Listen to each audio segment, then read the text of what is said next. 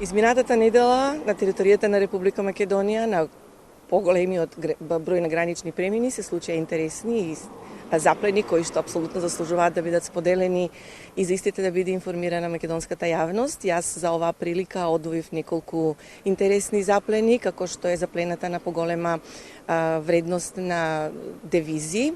Станува збор за околу 60.000 евра за пронајдени кај странски државјани на граничниот премин Табановце. Согласно законската регулатива, по 10.000 евра се вратени на двајцата турски државјани. За останатите се разбира Царинската управа покренува понатамошна постапка за сторен девизен прекршок.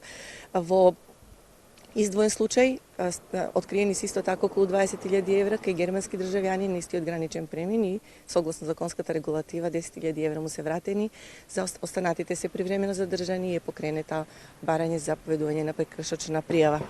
Како и во сите претходни наши известувања и за денес би сакала посебен акцент да ставам на заплената на психотропните супстанци. Во овој случај имаме заплена на два вида на дроги, кетамин и ЛСД.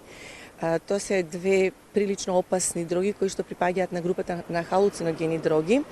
Кај младите се прилично актуелни заради ефектите што ги предизвикуваат, особено кетаминот кој што е и лесно достапен и има релативно ниска вредност. Станува збор за една дрога која што спаѓа во групата на така наречените клуб дроги.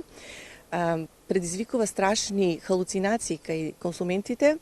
На подолгорочната употреба може да доведе до страшни психички растројства, а она што сакам сега посебно да го напоменам и да апелирам до младата генерација е дека поголемата количина доза од оваа дрога може да доведе до целосна амнезија и затоа е наречена дрога за силување. Знаете вие дека ние во нашите прилози секогаш се обидуваме, нели како Царинска управа, да го скренеме вниманието на младата генерација, за да действуваме на нивното размислување, едноставно да не посегнуваат по овој вид на тие животни, така наречени животни пороци. Освен овие заплени, имаме и други заплени и случаи. Откриени се имаме спречени три обиди на легални за влез на мигранти во Република Македонија, на граничниот премин Богородица и Ќафасан.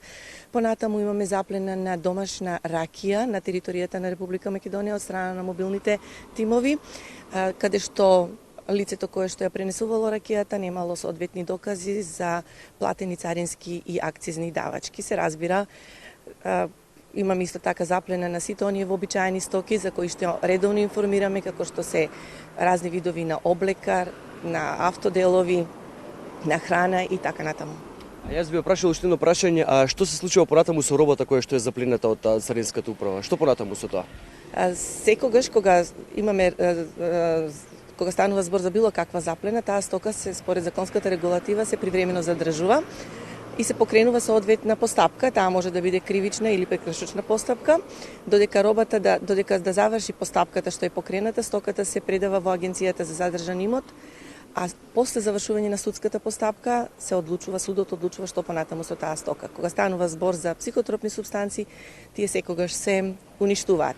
Кога станува збор за облека или тој тип на стока, по некој пат и законот дозволува истата да биде донирана.